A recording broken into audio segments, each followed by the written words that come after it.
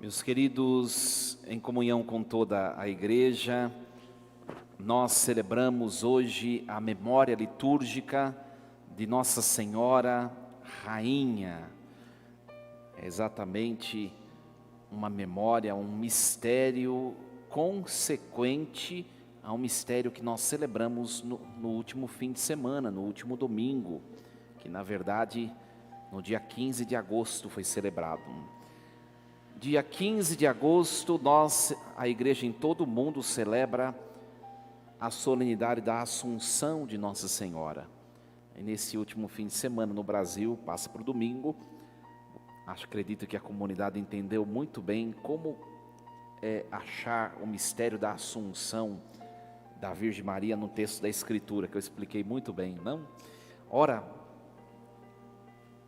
acontece que na oitava da Assunção, ou seja, dia 15, contando 8, vai chegar no dia, hoje, dia 22.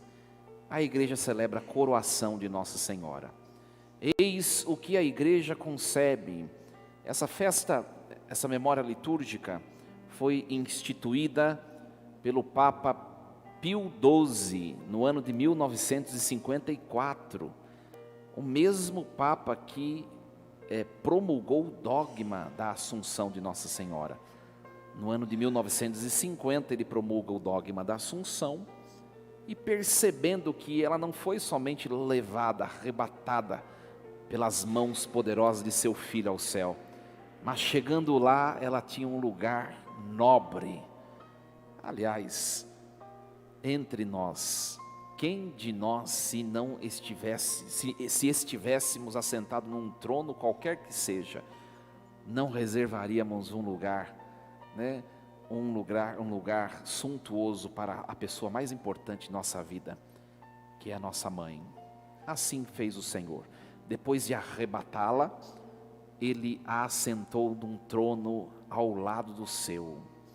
O trono da Virgem Maria, à direita do seu Filho, é o trono que cada um de nós herdará, se nós nos mantivermos fiéis ao Senhor. Quando chegarmos diante de Deus, os nossos lugares também serão de glória. O Papa Pio XII, em 1950, institui a festa da Assunção e 4 anos depois institui a memória litúrgica de Nossa Senhora Rainha. Num documento, o documento da Assunção, que é um dogma, se chama Munificentissimo Deo. Eu falei disso no domingo passado. E 4 anos depois ele escreve uma outra encíclica, que se chama Ad Coeli Reginam, ou seja, quem não sabe escrever latim, quiser ler no Google, digita A Rainha do Céu, fácil de achar. A Rainha do Céu, Papa Pio XII, você vai achar a encíclica traduzida em português. Você que gosta de ler as coisas da igreja e ler todos os dias a Bíblia, olha só, uma sugestão de documento para você ler. E o Papa Pio XII vai explicar o fundamento bíblico da realeza de Maria, né? Nós não inventamos no século XX esta realidade. Está já nas Escrituras séculos antes de Jesus. Não foi somente nesta encíclica Ad Coeli Reginam que inventaram Maria Rainha. Não, para a igreja Maria sempre o foi, ao longo desses 2024 anos, né? A igreja nunca teve dúvida. Acontece que quando surgem questionamentos, sobretudo vindo do protestantismo, a igreja precisa dogmatizar algumas coisas que sempre creu, né? Não é verdade que funciona assim na nossa vida também, né? Aliás, na paróquia, na família, em qualquer lugar, se as coisas estão andando bem, estão andando bem. Quando começa a dar uma confusãozinha assim, ali, aqui, o que precisa fazer o líder? Criar regras, são os dogmas, né? Tudo funcionou bem ao longo dos 2000 anos. Quando dá um probleminha aqui e ali, tem que dogmatizar. Mas sempre cremos, né? E está nas Escrituras, e você pode encontrar. De onde vem essa realidade da mãe ser coroada rainha, né? De onde vem? Vem de uma tradição do Antigo Testamento. Vocês prestaram atenção do que o anjo Gabriel, antes do Filho de Deus adentrar no ventre materno de Maria e se tornar ser humano, antes, quando o anjo está falando com Maria, não aconteceu a encarnação ainda. É quando ela diz a frase última com a qual acabou o evangelho de hoje que acontece. Eis a serva do Senhor, faça-se em mim, faça-se. E o verbo se fez carne no ventre dela. Mas ainda o anjo está falando, ainda não aconteceu, né? E o anjo diz algo muito importante, que é o primeiro fundamento da festa de hoje. Ele que estará no seu ventre, Maria, será grande, será chamado Filho do Altíssimo. O Senhor Deus lhe dará o trono do seu pai, Davi. Ele reinará para sempre sobre os descendentes de Jacó. Aqui se fala de um reino. Onde tem um reino, tem o quê? Um rei e tem uma rainha. Se ele vai herdar o trono do pai Davi, eu preciso visitar Davi séculos antes, para entender como era o trono de Davi. E visitando a realidade de Davi, séculos antes, acho que mais de 10 séculos antes, eu entendo que lá tinha a rainha mãe, né? E aí você que gosta de ler na Bíblia, você quando chegar em casa, visita a Bíblia e procura lá o primeiro livro dos reis, né? Está lá, no livro dos reis, no capítulo 2, né? Davi, ele tem vários filhos, e a sua digníssima esposa, uma delas, intercede a ele para que o seu sucessor seja Salomão. E essa que intercede, né? Tem várias traduções do nome dela, Betsabé, Bersabeia, tanto faz. É Betsabé, né? A mãe de Salomão. E ela intercede a Salomão. E Davi o declara rei, né? Quando Davi morre, vai acontecer, tudo isso está no primeiro livro dos reis, você pode acompanhar do capítulo 2 em diante. Acontece a transmissão do trono, a coroação do rei, né? E aí tem o diálogo de Betsabé com o profeta que estava envolto ao rei, e é coroado no trono Salomão. Salomão é coroado. Acontece que na coroação de Salomão está lá um segundo trono, ao lado do trono real, que é o trono da mãe de Salomão, Betsabé, ou Bersabeia. Quando o texto bíblico nos mostra, quando Salomão está para ser coroado, no ato da coroação, ele se volta para o trono da rainha mãe, e ele se prostra diante do trono da rainha mãe.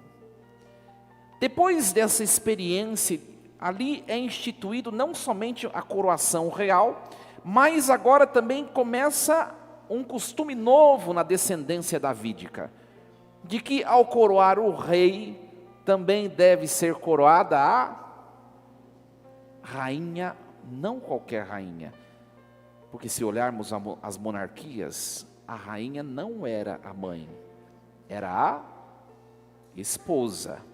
Em Judá não, a rainha é a mãe. Sabe por quê?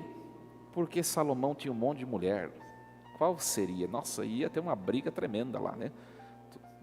Não, é a mãe, né? Na língua hebraica, a palavra rainha-mãe, que está no texto da escritura, Gebirá, é o texto em hebraico. Esse termo Gebirá significa rainha-mãe, é uma instituição. Se tornou um costume. Os sucessores, depois é claro que, depois de Salomão, o que vai acontecer com o reino de Israel? Vai se dividir, infelizmente, o reino do norte e o reino do sul. O reino do norte vai se perder, porque vai inventar reis que não eram descendentes de Davi. A dinastia Davi vai continuar no reino do sul. E os reis do reino do sul continuaram com essa instituição da Gebirá, a rainha mãe. Então você pode acompanhar no texto da Bíblia, vários reis descendentes de Davi e de Salomão, que trazia junto de si a figura da Gebirá, da rainha mãe. Posso citar vários textos aqui, vários textos. Segundo Crônicas, capítulo 10, 1 Reis, capítulo 15, no Salmo 2, versículo 7, Salmo 110, versículo 3, Isaías 7, 14, e tantos textos que vai mostrar os descendentes de Salomão, ou seja, de Davi, que traz essa personagem, essa instituição. E aqui quando Gabriel ele fala assim, ele vai herdar o trono de seu pai Davi, e nós vamos visitar como era o trono do pai Davi, que era o trono de Salomão, seu filho. Nós encontramos junto do trono do rei, o trono da rainha. E aqui está o fundamento bíblico. Ele herdou de Davi toda a instituição real. E isso se perpetua para toda a eternidade. Depois de subir aos céus, lá no Monte das Oliveiras, subir aos céus glorioso diante dos apóstolos, Jesus chegando lá, ele aguarda de maneira ansiosa, na eternidade, o dia da chegada de sua mãe, que vai demorar um tempinho ainda, que ela vai caminhar ainda aos cuidados de João. Lembra que Jesus deixou Maria aos cuidados de João? Quando chegou o dia glorioso, que Maria seria arrebatada pelas mãos de Deus, as comportas do céu se abrem, e o trono é preparado, Vem na mente essa imagem lúdica, da Virgem Maria subindo aos céus e chegando diante de tantos que lá estavam, tantos anjos, ela chegando, diante de tantos santos que tinham sido salvos, arrebatados dos infernos pelo sacrifício de Cristo, os santos do Antigo Testamento, todos eles estavam esperando a chegada da Gebirá na eternidade, e assim ela o está na eternidade, assentada no trono ao lado do trono real de Jesus, que é o Rei do Universo, cuja solenidade celebraremos no fim do ano litúrgico. Olha, mais uma vez, a Bíblia prova a fé. Precisa disso? Não, Porque quem tem uma mãe autêntica, uma mãe que ama, simplesmente confia no que a mãe fala. E quando a igreja diz, ela sabe o que diz, tal como uma mãe sabe o que diz diante da caminhada de seu filho.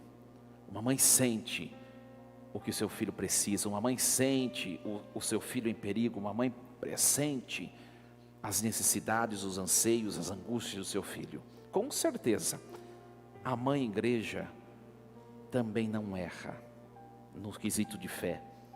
Por isso proclama, na pessoa do Papa Pio XII, a Virgem Maria Rainha. E ora, minha gente, então, hoje é um motivo de alegria para nós. Por quê? O que para nós representa esta festa litúrgica? Representa que nós temos um ser humano muito perto de Jesus na eternidade, de tal modo que quem caminha com a Virgem Maria, caminha com o seu Filho Jesus. Às vezes nós nos vemos um pouco temerosos na questão da devoção da Virgem Maria. Não sei se vocês já sentiram isso. Eu, na minha caminhada, claro, antes de ser sacerdote, mas eu me via qual o papel que Maria Maria ocupa na minha vida espiritual, parece que dá um medo de ser idólatra. Diante de tantas acusações dos protestantes da idolatria, não dá um certo temor? Qual o papel se dirigir à Virgem Maria? Até onde eu posso ir, onde Deus chegar? E hoje a igreja nos mostra, se você chegar nela, você chegou em Jesus, porque o trono dela está ao lado do trono de Jesus, né? Sabe aqueles casaizinhos recém-casados que são sempre agarradinhos assim, né? E aí você tem amizade, né? Você tem amizade somente com a esposa, né? Com a mulher. E você quer conversar com ela, mas está lá, né? Nossa, não desgruda, né? É uma raiva, né? Às vezes tem gente que quer falar com o padre, e tem outras pessoas que estão grudadas no padre, tem gente que fica bravo, né? O padre fica só dando risada da cara de vocês, né? Ai, não desgruda, não sei o quê. É assim a Virgem Maria com Jesus. Ora, um dia que todos nós chegarmos aos céus, nós católicos, os pagãos que, se assim, né, na condição digna estiverem e forem aos céus, os protestantes, ninguém vai entrar se não amar a Virgem Maria. Ninguém.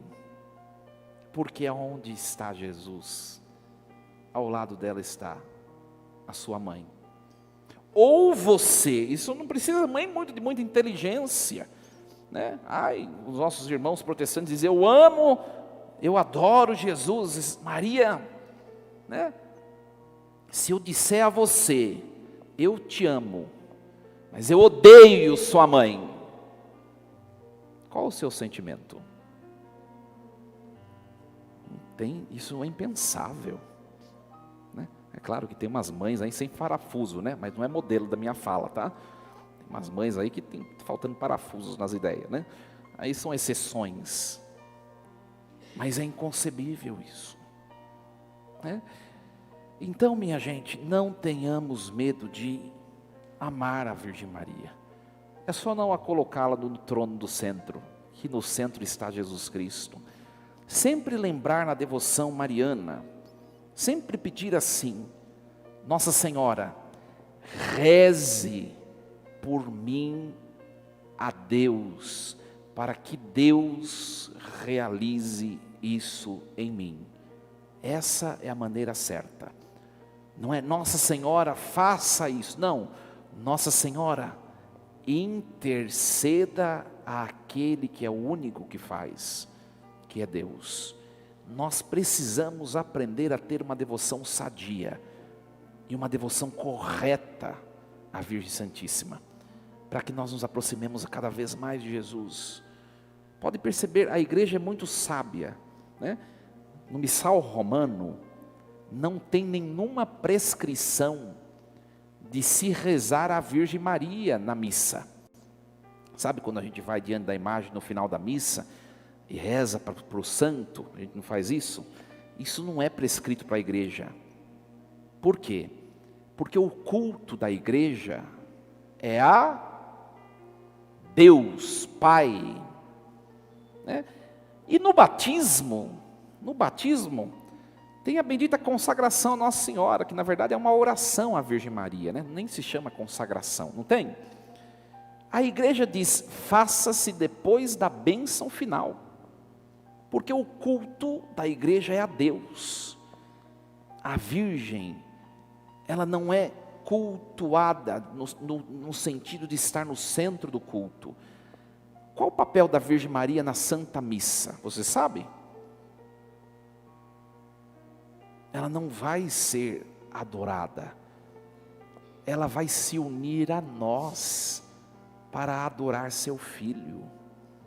Cada vez que nós celebramos a Santíssima Eucaristia, em todo mundo, em cada altar, olha quantas vezes a Virgem se levanta do trono e adora seu Filho em cada altar, junto com a igreja.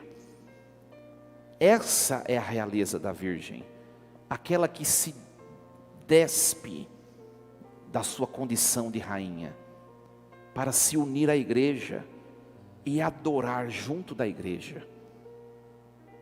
É muito bonito isso, minha gente. Essa é uma devoção sadia. E cuidado com as coisas que se escutam por aí, né? Eu mesmo já escutei, até mesmo de padres daqui da diocese, que implicam com as devoções da igreja. Só que as devoções precisam ser sadias, né? A gente não tem a devoção de São Luís de Grignon Montfort, que a gente chama de maneira errada, né? Escravidão de Nossa Senhora. Não é esse o nome que o santo deu à devoção, né? Depois leia no texto, no livro, primeiro é mencionado o nome de Jesus, pela intercessão da Virgem Maria. É diferente, né? E aí os padres não leem os livros e criticam a devoção e proíbem, porque também os leigos não leem, não sabem falar certo, né?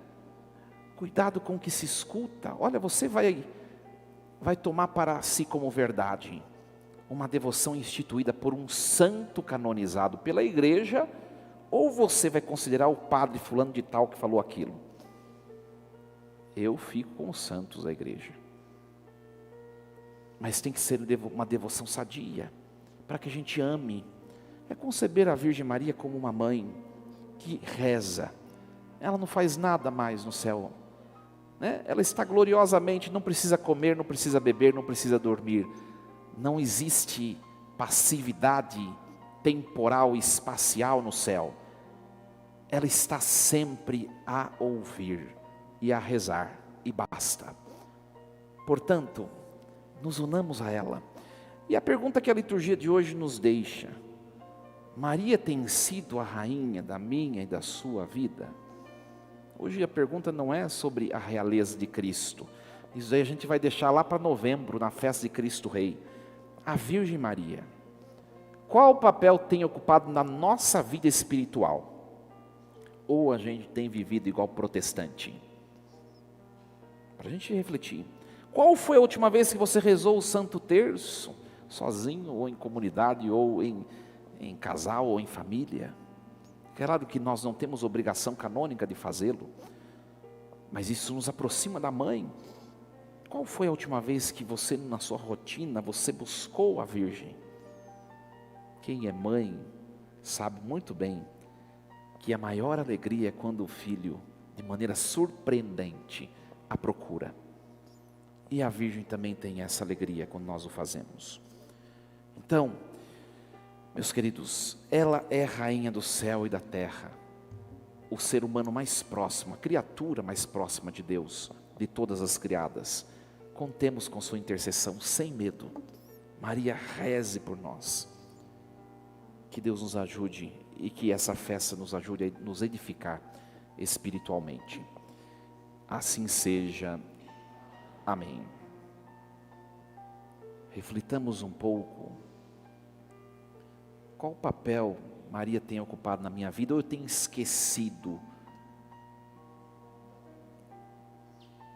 da mãe que o Senhor nos entregou quando estava na cruz?